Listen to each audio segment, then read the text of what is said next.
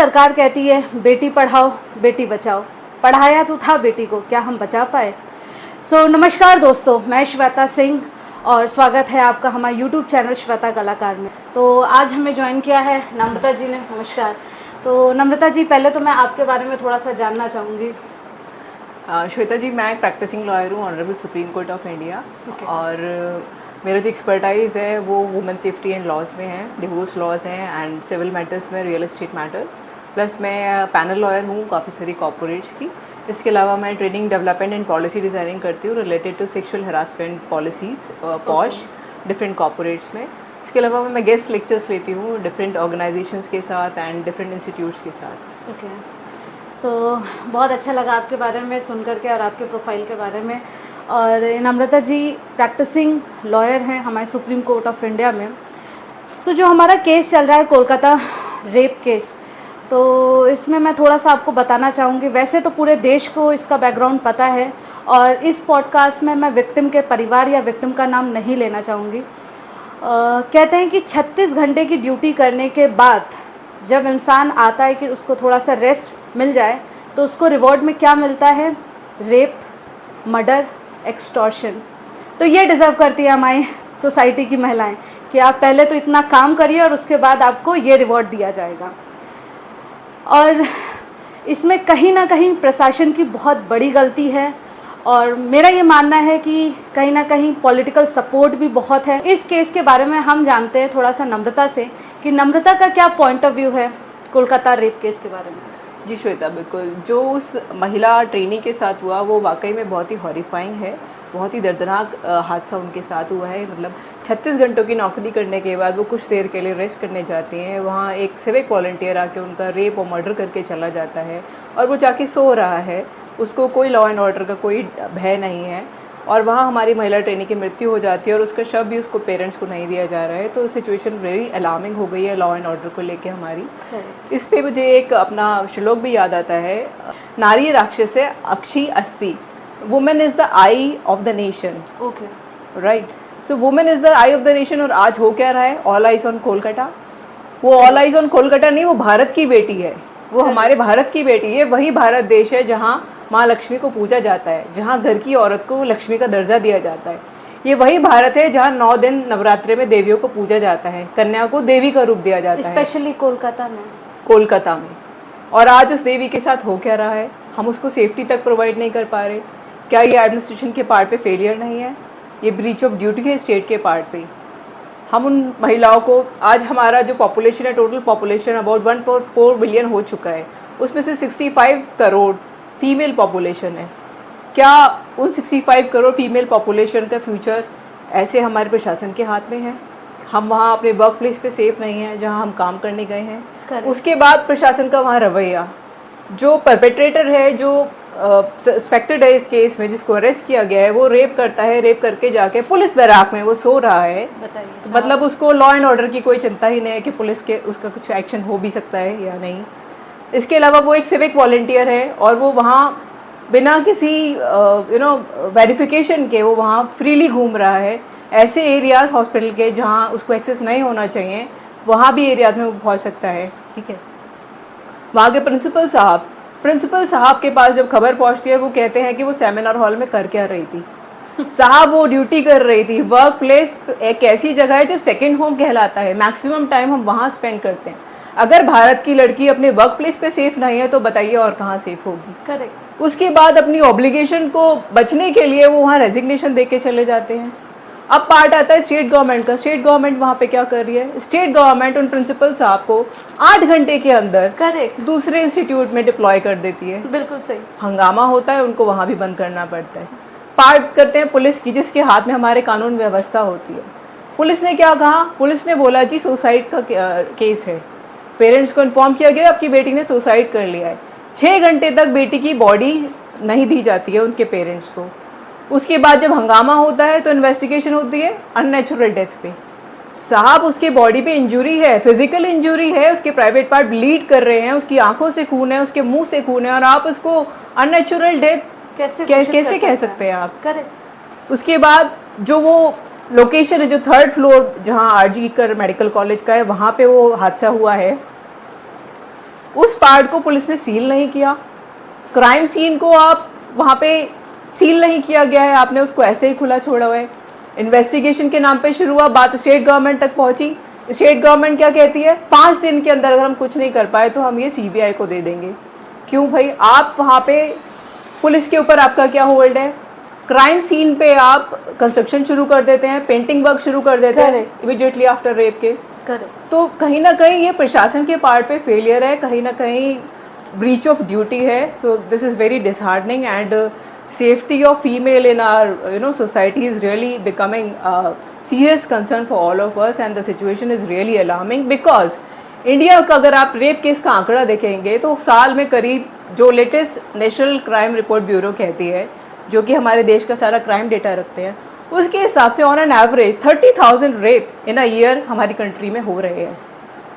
30,000 rape, can you imagine? और उनका कुछ लायबिलिटी या अकाउंटेबिलिटी नहीं है। जो उनका परपेट्रेटर है वो खुलेआम घूम रहा है, विक्टिम सफ़र कर रही है, उनके घर वाले न्याय के लिए बाहर घूम रहे हैं, क्योंकि कोई स्ट्रिक्ट लॉ नहीं है ना हमारे देश में। उस पर भी हम आगे बात करेंगे Shweta ji. Correct. The situation is really alarming. I agree. Namrata ji, जो कोलकाता रेप केस है या हम निर्भया मर्डर केस के बारे में बात करें, जिनको इतना टाइम हो गया, लगभग 11 साल हो गए हैं, ऐसे जो रेप केस होते हैं इन पे हमारे क्या कानून है, इन पे हमारा विक्टिम्स के क्या लीगल राइट्स हैं, थोड़ा सा इन पे। बिल्कुल, देखिए अगर हम रेप केसेस में अगर हम पनिशमेंट की बात करें तो हमारा जो पुराना जैसे IPC था, जो कि अब भारतीय न्याय संहिता बन गया है, इसमें जो एक्यूज़ है उसको जो पनिशमेंट है वो 10 साल से लेके 20 साल से लेके लाइफ इम्प्रिजनमेंट तक हो सकता है। और अगर रेयरेस्ट ऑफ रेयर केस है, जैसे कि निर्भया का केस था जिस पे हमने 4 लोगों को डेथ पेनल्टी तक दी, तो वहाँ डेथ पेनल्टी तक का भी प्रोविज़न है अगर वो रेयरेस्ट ऑफ रेयर केस में जाता है। तो इसके अलावा विक्टिम और उसके घर वालों को यह हक है कि वो अपनी आइडेंटिटी हाइड कर सकें। इवन मीडिया भी उनकी आइडेंटिटी पब्लिकली शेयर नहीं कर सकता, उस पर पनिशमेंट अलग अवेलेबल है। क्योंकि स्टेट की ड्यूटी है अपने सिटीजन्स को सेफ्टी प्रोवाइड करना। अब अगर हमारी स्टेट में कोई भी क्रिमिनल एक्ट हो रहा है तो this is a breach of duty on the part of state. तो state is liable to compensate the victim ना, तो स्टेट की लायबिलिटी बन जाती है कि ऐसे केस में विक्टिम्स को कॉम्पनसेशन प्रोवाइड करना। इसके अलावा जो विक्टिम है उसको लीगल राइट है कि उसको लॉयर, जो सरकार उसको प्रोवाइड करे ना, वो उसको फ्री लीगल एड का राइट वहाँ मिलता है। इसके अलावा विक्टिम जब एक्यूज़ को जब पनिशमेंट होता है तो पनिशमेंट उसको in the form of monetary punishment का भी वहाँ प्रावधान अवेलेबल है। Monetary punishment for medical expenses meetup करने के लिए विक्टिम के, या रिहैबिलिटेशन के लिए अगर जो कॉस्ट उसको लगती है तो वहाँ उसका भी प्रावधान है। तो ये सारे डिफरेंट प्रोविजंस, डिफरेंट राइट्स हमारे विक्टिम के पास अवेलेबल है। There are other rights as well, जैसे उनका मेडिकल ट्रीटमेंट है या मेडिकल चेकअप की रिक्वायरमेंट है तो सरकारी अस्पताल में रजिस्टर्ड मेडिकल प्रैक्टिशनर उनका फ्री में चेकअप करेगा with in 24 hours of reporting in the crime. तो वो सारे अधिकार उनके पास अभी अवेलेबल है हमारे न्याय संहिता में उनके पास। कैपिटल पनिशमेंट के बारे में आपका क्या कहना है? कैपिटल पनिशमेंट, अगर आप बोलते हैं कि अगर किसी ने रेप किया है तो उसको कैपिटल पनिशमेंट देने से हमारे समाज की समस्या का समाधान हो जाएगा, तो मैं कहती हूँ कि कुछ हद तक हो जाएगा लेकिन पूर्ण रूप से नहीं होगा। उसकी रीज़न मैं आपको बताती हूँ। कैपिटल पनिशमेंट आपने एक बार दे दिया, थोड़ा सा फियर ज़रूर आएगा, लेकिन ये जो है मानसिकता का प्रॉब्लम है यहाँ सोच जब तक करेक्ट नहीं होगी तो वो हैंडल नहीं हो पाएगा। कैपिटल पनिशमेंट में 2 चीज़ें आती हैं, शायद थोड़ा सा बताना चाहेंगे कि क्या क्या आता है कैपिटल पनिशमेंट? कैपिटल पनिशमेंट में हैंग टिल डेथ पेनल्टी होती है रेयरेस्ट ऑफ रेयर केस में। अगर किसी परपेट्रेटर ने विक्टिम को इस तरह से किस कंडीशंस में उसका रेप हुआ है और किस कंडीशंस में उसको मर्डर किया गया है, वो इतनी अगर दर्दनाक है या कोर्ट को लगता है कि वो रेयरेस्ट ऑफ रेयर सिचुएशन है, तो उस केस में हमारी कोर्ट उसको डेथ पेनल्टी का भी प्रावधान देती है। विक्टिम की एज 12 ईयर्स से कम है या 16 साल से कम है तो हमारा कानून डिफरेंट प्रावधान में सज़ा की बात करता है। कुछ केसेस में 10 साल है, कुछ केसेस में 20 साल है, कुछ केसेस में लाइफ इम्प्रिजनमेंट तक है। तो वो जो सिचुएशन है उस केस के फैक्ट्स हैं उसके बेस पे डिपेंड करता है कि उसको सज़ा कितनी दी जाएगी। एक और भी यहाँ इशू मैं देखती हूँ श्वेता जी, यहाँ पे जो रेप केसेस हैं उनमें conviction rate, can you believe कि 3 to 4% होता है। अब उसका रीज़न क्या कहते हैं, क्योंकि जो रेप है ये एक ऐसी समस्या है जो 4 दीवारी के अंदर की जाती है, ये ओपन नहीं होता। इसमें कोई आई विटनेस अवेलेबल नहीं है। अब आई विटनेस नहीं है तो टेक्निकली बोलूँ तो सर्कमस्टेंशियल एविडेंसेस के बेस पे कोर्ट डिसाइड करती है। करेक्ट। अब जब सर्कमस्टेंशियल एविडेंस, जैसे कि हम यहाँ बात करें कि सेमिनार हॉल में उस एक्यूज परपेट्रेटर का हमें ब्लूटूथ मिलता है, उसके शूज़ में हमें ब्लड के निशान मिलते हैं, तो कुछ या सीसीटीवी कैमरा में उसका आना जाना हमें वहाँ रिकॉर्ड हुआ, तो इस सीक्वेंस ऑफ इवेंट्स को हम लिंक करके ना सर्कमस्टेंशियल एविडेंस उसको जो उनका लॉयर है वो कोर्ट के सामने प्रेजेंट करता है। तो एट टाइम्स क्या होता है कि बात जब इन्वेस्टिगेशन पे आ रही है, जब पुलिस उसका इन्वेस्टिगेशन कर रही है, क्राइम सीन जो है उसके साथ पूरा मैनिपुलेशन हो जाता है, उस पर कुछ चेंजेस कर दिए जाते हैं, या तो जैसे रिपेयरिंग वर्क शुरू कर दिया एविडेंसेस हाइड करने के लिए, या किसी को बचाने की या कुछ छिपाने की जब इनकी इंटेंशन होती है तो इस तरह की हरकत हो। तो जब एविडेंस इसी कोर्ट तक नहीं पहुंचते तो कोर्ट किस बेस पे इस पे डिसीजन ले पाएगी। तो एक चैलेंज फिर कोर्ट के सामने भी आता है कि पुलिस को जो अपना काम करना चाहिए वो काम पूरी तरह से नहीं हो पाता। ऐसे केसेस में हमारा न्यायपालिका भी हाथ बंधे हुए हैं, क्योंकि वो जब कुर्सी पे बैठते हैं तो वो ओथ लेते हैं कि वो जस्टिस सर्व करेंगे, वो सुओ मोटो अपने हिसाब से बायस डिसीजंस किसी केस पे नहीं ले सकते। जब उनके सामने करेक्ट फैक्ट्स ही नहीं पहुंच रहे हैं तो वहाँ एक चैलेंज आता है हमारे सामने। तो कहीं ना कहीं यहाँ पे ऐसा नहीं लगता है कि आपको प्रशासन की बहुत बड़ी गलती है? बिल्कुल प्रशासन की बहुत बड़ी गलती है, और इसमें यहाँ मैं बोलूँगी कि बहुत बड़ा रोल यहाँ प्रशासन ने प्ले किया है। जितना कैजुअली इस रेप केस को लिया जा रहा है वो उतना है नहीं ये। जब एजिटेशन बढ़ा है तब हमारी जो चीफ मिनिस्टर हैं उन्होंने भी इतना कैजुअली लिया कि हम 5 दिन में इन्वेस्टिगेशन करेंगे, कुछ नहीं कर पाए तो सीबीआई को देंगे। जब हाई कोर्ट का उनको फटकार पड़ी तो उसके बाद वो खुद भी धरना देने पे आ गए कि भाई हमारी बेटी है, हमारी बेटी के अगेंस्ट इनजस्टिस हुआ है, हम भी इस पे स्ट्राइक करेंगे। तो दिस इज़ नॉट आप you are in a responsible role. आपको वहीं आपकी पुलिस को आप बोलेंगे ये जो फीमेल डॉक्टर का रेप हुआ है इसके बाद यूपी में रेप हुआ, किसी को पता नहीं, मीडिया में हाईलाइट नहीं हुआ, उस बंदी के साथ रेप किया गया, उसकी बॉडी जला दी गई, फेस पूरा जला दिया गया, उसको मर्डर कर दिया गया, और जो रेपिस्ट था वो राजस्थान में जाके कहीं छुपा था, बट सीसीटीवी फुटेज में सब आ गया। पुलिस ने तुरंत एक्ट किया, उसको राजस्थान से धर दबोचा, और आज की डेट में वो जेल में 4 कोनों में पीछे पड़ा है। तो कहीं ना कहीं प्रोएक्टिवली हमारी पुलिस टीम को भी यहाँ काम करने की ज़रूरत है, सेफ्टी एंड सिक्योरिटी प्रोवाइड करने की वो ज़रूरत है। कहाँ से काम करेंगी? जब आप ये देख लीजिए संजय रॉय जो कि खुद कोलकाता पुलिस के वॉलंटियर थे, और मैं इसके बारे में थोड़ा सा बताना चाहूँगी इस इंसान के बारे में कि संजय रॉय के ऑलरेडी 4 बहनें हैं, माँ है, बाप है, बाप तो अब ख़त्म हो चुके हैं जी, बीवी भी अब ख़त्म, मर चुकी है उसकी।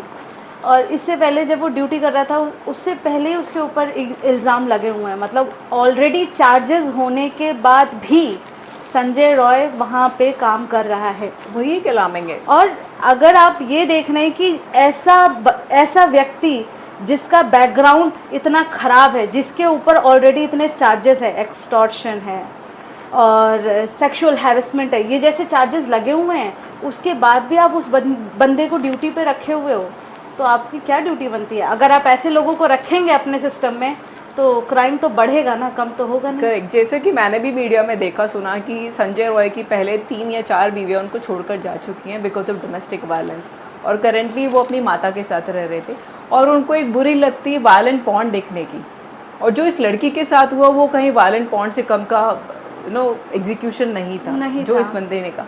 तो ये जो मेंटालिटी है ये घर में ही पनप रही थी। अब वहीं अगर आप उनकी माँ का इस चीज़ को हैंडल करने का सिचुएशन देखें, मतलब तरीका देखें, तो वो कहते हैं कि मेरा बेटा ऐसा नहीं है। तो वहाँ माँ ही अपने बेटे को जो मेंटालिटी घर में पनप रही है उसको वो डिफेंड कर रही है, तो कैसे ही सोसाइटी में हम चेंज ला पाएंगे।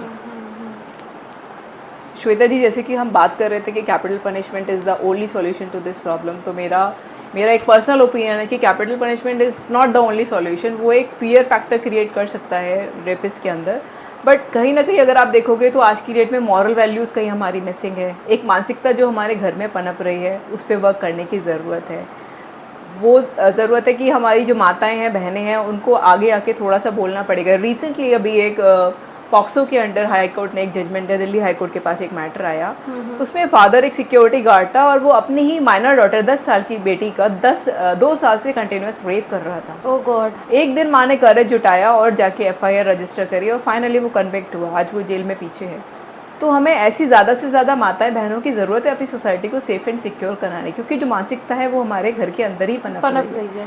दूसरी चीज़, जैसे कि हमने देखा जो रेप है आज की डेट में, जिसके आंकड़े इतने बढ़ते जा रहे हैं कि हमारी वुमेन की सिक्योरिटी का अलार्मिंग सिचुएशन बन रहा है। तो मेरा ये पर्सनल सजेशन है कि एक इंडिपेंडेंट टीम, जैसे क्राइम अगेंस्ट वुमेन विंग करके एक इंडिपेंडेंट टीम होनी चाहिए, जो कि सिर्फ रेप या हीनियस क्राइम जो वुमेन के अगेंस्ट होती है उन पे इन्वेस्टिगेशन खुद करे और उसकी रिपोर्ट खुद जाके कोर्ट को सबमिट करे। मैनी टाइम्स क्या होता है, इन्वेस्टिगेशन के टाइम पे क्राइम सीन बिल्कुल पॉलिश कर दिया जाता है होने के बाद, तो जो एविडेंसेस होने चाहिए वो सही समय पे सही टाइम पे कोर्ट के सामने पहुंच ही नहीं पाता। यही इंडिपेंडेंट यूनिट अगर इन्वेस्टिगेशन में या through out the process involve रहेगी तो शायद हम कुछ ये क्राइम रेट को कंट्रोल कर पाएँ। तो एक इंडिपेंडेंट यूनिट जो सिर्फ हीनियस क्राइम अगेंस्ट वुमेन देखती हो, उसकी भी मेरे को नीड ऑफ द आवर आज की डेट में लगती है। करेक्ट, वही कह लीजिए, जैसा आपने ये वाला केस बताया कि फादर ही 2 साल तक अपनी बेटी का माइनर डॉटर का रेप करता रहा घर के अंदर। तो कहाँ सेफ होंगी, मतलब बेटियाँ कहाँ सेफ होंगी, किन से सेफ होंगी? कभी चाचा, कभी ताऊ, कभी बाप और कभी भाई। तो ऐसे लोग कहीं ना कहीं हमारी सोसाइटी, हमारे घर में ही पनप रहे होते हैं। इट जस्ट कि हमारी घर की जो औरतें हैं, हमारी घर की जो लेडीज़ें हैं, उन्हें कहीं ना कहीं अपनी वॉइस रेज करनी पड़ेगी। ये जो चीज़ें आसपास हो रही हैं ना, तो कहीं ना कहीं हम ही लोगों को, हमारी जो माताएं बहनें हैं, हम ही लोगों को अपनी आवाज़ उठानी पड़ेगी। और हमारी जो माताएं और बहनें हैं वो इतनी डरी और सहमी है ना कि वो कहीं ना कहीं हिम्मत ही नहीं जुटा पा रही कि वो ये सारी चीज़ें मीडिया या कोर्ट या पुलिस के सामने लेकर आएँ। आपका क्या कहना है इन सब चीज़ों के बारे में? बिल्कुल श्वेता जी, बहुत अच्छा क्वेश्चन आपने किया। आज की डेट में जो हमारी माताएं बहनें हैं वो घर में इतना इन्वॉल्व हो चुकी हैं कि उनके जो घर के पानी का, रोटी पानी का जो खर्चा है, जो घर चलाने का खर्चा है, वो कहीं ना कहीं वो रेपिस्ट मेंटालिटी मर्द से ही आ रहा है, घर के मैन से ही आ रहा है। तो उनके माइंड में जो थॉट आता है, जो मैंने देखा सोसाइटी में, कि अगर हम इसको ही पुलिस के हवाले कर देंगे तो मेरे घर का खर्चा कैसे चलेगा, मेरे बच्चों का खर्चा कैसे चलेगा, पढ़ाई कैसे होगी। तो ये मेंटालिटी, मैं आपसे कोरोना के टाइम की बात करती हूँ, 2020 में जो हमारे पास केसेस आए, लॉकडाउन हुआ, सारे मेंस घर से काम कर रहे थे। अब पूरी लत, ये एक मैन नहीं था जिसको पॉर्न देखने की आदत थी, ऐसे दुनिया में हज़ारों मेल्स घूम रहे हैं। पॉर्न देखने की लत थी, बाहर जा नहीं सकते थे, घर में पॉर्न, लाइव पॉर्न चलता था। बच्चे घर में हैं, बच्चे भी वो पॉर्न देख रहे हैं। घर की वाइफ अगर उसको ऑब्जेक्ट कर रही है तो उसको मारा जा रहा है, पीटा जा रहा है उसको मुंह बंद करने के लिए। वो लेडी अपनी आवाज़ नहीं उठा सकती क्योंकि घर का खर्चा वो मर्द चढ़ा रहे हैं। तो जब तक हमारी सोसाइटी को ऐसे थ्रेट रहेंगे ना, हम कहीं ना कहीं इस सिचुएशन से बाहर आ नहीं पाएंगे श्वेता जी। तो एक बहुत अलार्मिंग सिचुएशन है, एक हाईली कंसर्न एरिया है वुमेन की सेफ्टी के लिए। करेक्ट। सो जैसा कि हम सब जानते हैं कि इस केस में पहले इन्वेस्टिगेशन हमारी कोलकाता पुलिस कर रही थी, और अब क्या रीज़न है कि ये केस जो है सीबीआई के पास ट्रांसफ़र किया गया? मतलब क्या हमारी कोलकाता पुलिस नहीं कर पाई या कहीं ना कहीं चीज़ों को छेड़ा छाड़ा जा रहा है? जी बिल्कुल, इसके पीछे काफ़ी सारे रीजंस हैं जो मुझे समझ में आते हैं, जो मैंने देखे, जैसे कि मीडिया में सर्कुलेट हुआ, जो मैंने भी देखा और सुना।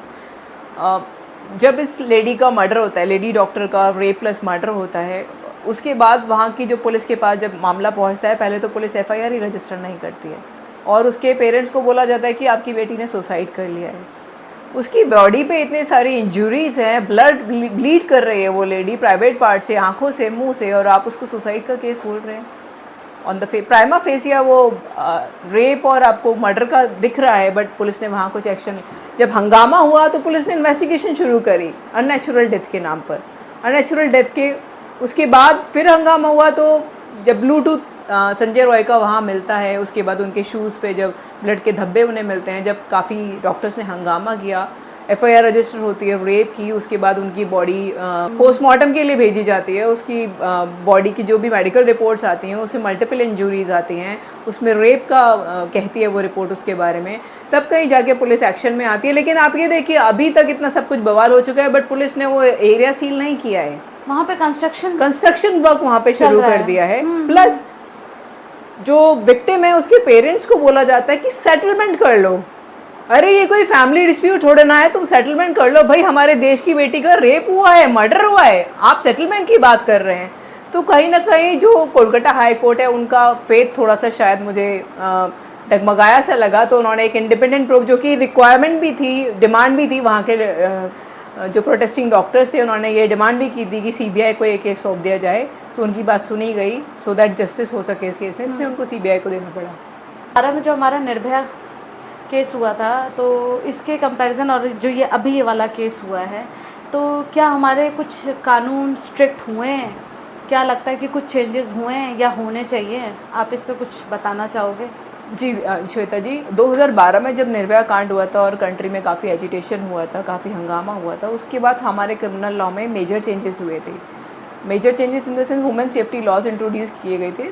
2012 से पहले सेक्सुअल हरासमेंट, ये मतलब यौन शोषण जो फीमेल्स का होता है, वो हमारे उसकी डेफिनेशन हमारे आईपीसी में एग्जिस्ट ही नहीं करती थी, इंडियन पेनल कोड में। 2012 में इस कांड के बाद वहाँ सेक्सुअल हरासमेंट 354 में इंट्रोड्यूस किया गया कि मतलब सेक्सुअल इंटेंट से अगर कोई भी पर्सन फीमेल को देखता है या उसे जेस्चर्स में या वर्बल कम्युनिकेशन में कुछ सेक्सुअल इंटेंट होती है तो उसको ऑफेंस माना गया आईपीसी में।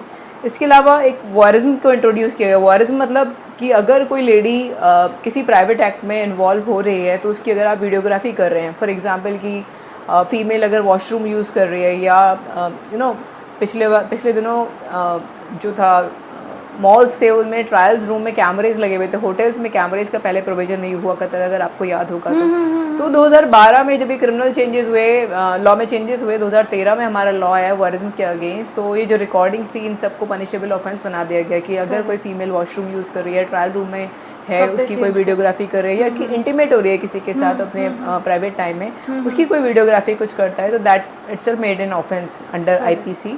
इसके अलावा स्टॉकिंग जो कि पहले ऑफेंस नहीं था, आप किसी का पीछा कर रहे हैं कुछ भी, इसके लिए अगेंस्ट पहले कोई क्रिमिनल लॉ में कोई डेफिनेशन नहीं थी हमारे इंडियन पेनल कोड में। स्टॉकिंग मतलब आप किसी का पीछा करो, चाहे सोशल मीडिया हो चाहे फिजिकल हो, वो उसको ऑफेंस माना गया और उसकी भी डेफिनेशन हमारा इंडियन पेनल कोड में इंट्रोड्यूस की गई। तो ऐसा नहीं है कि हमारा क्रिमिनल लॉ, एक्चुअली लॉ क्या है कि जो हमारी सोसाइटी है डे टू डे उसके ही बिहेवियर, उसी के पैटर्न से हमारी जो लॉ है वो बन रही है। तो जब लगा न्याय संहिता क्योंकि इसमें चेंज होने की ज़रूरत है तो उस टाइम टू टाइम वो चेंजेस भी हो रहे हैं ना, तो ये तो कंटिन्यूस प्रोसेस रहने वाला है, ये होते रहे और आगे भी होते रहेंगे।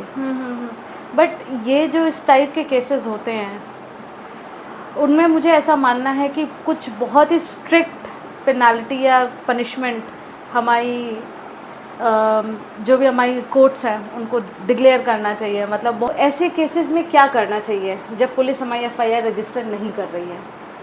देखिए, जब कोई क्राइम होता है तो अगेन वो, जैसे मैं बोलूँगी, क्राइम डेटा में उसका रिकॉर्ड चला जाता है, तो कभी कभी उस क्राइम डेटा को बचाने के लिए या जिस तरह से मैनिपुलेट करने के लिए at times police FIR register नहीं करती, या एट टाइम कुछ इन्फ्लुएंशियल लोग ऐसे इन्वॉल्व होते हैं जिनको वो प्रोटेक्ट करते हैं तो वो रजिस्टर नहीं करती हैं।